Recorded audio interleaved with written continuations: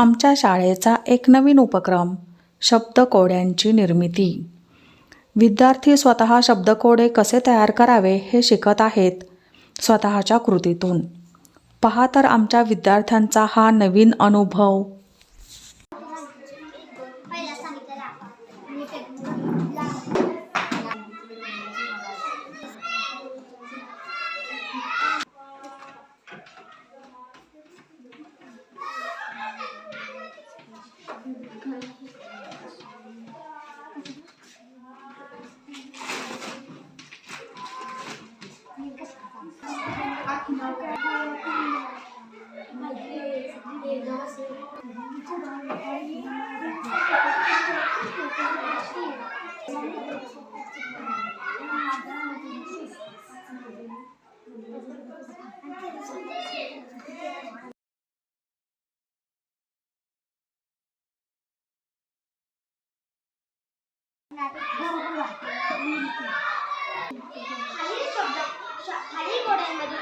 खालील कोड्यामधील संतांची नावे शोधून लिहा।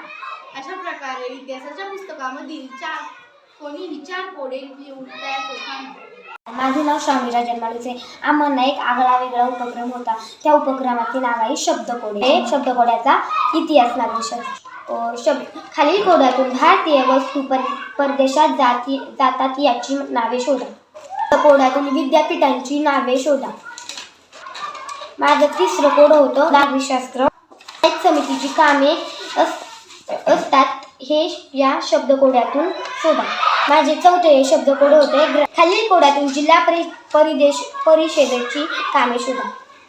इतिहास धडा क्रमांक 6 जनपदे आणि महाजनपदे। खालील कोड्यांमधील जनपदे यांची नावे शोधा। त्यांमधील महाजनपदे प्राचीन नावे शोधा। मौर्यकालीन भारत।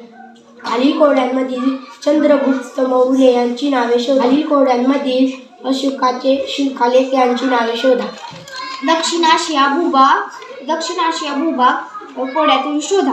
माझा 2रं कोड आहे भारतीय भूप्रदेशांची नावे शोधा। विषय इतिहासाची साधने। त्यातलं माझं 3रं कोड आहे लिखित साधने शोधा व 4थं कोड आहे भौतिक साधने। या कोड्यातून शोधा। विविध वेदांचे नाव शोधा। वेद काळातील विविध वाद्यांची नावे लिहा। विषय नागरिकशास्त्र। जिल्हा प्रशासन प्रमुखांच्या पदांची नावे शोधा।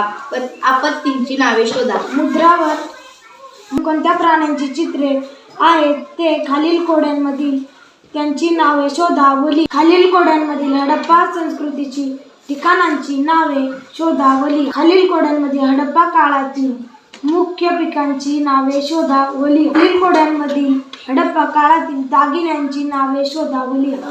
विषय इतिहास। खालील कोड्यात समाजाचा समावेश कशामुळे होतो ते शोधा। नागरिकशास्त्र। खालील कोड्यामधून आपल्या मूलभूत गरजा शोधा। खालील कोड्यामधील आशिया खंडातील देशाची नावे शोधा। खालील कोड्यातून मौखिक साधने शोधा। आवडला का आमचा उपक्रम? धन्यवाद।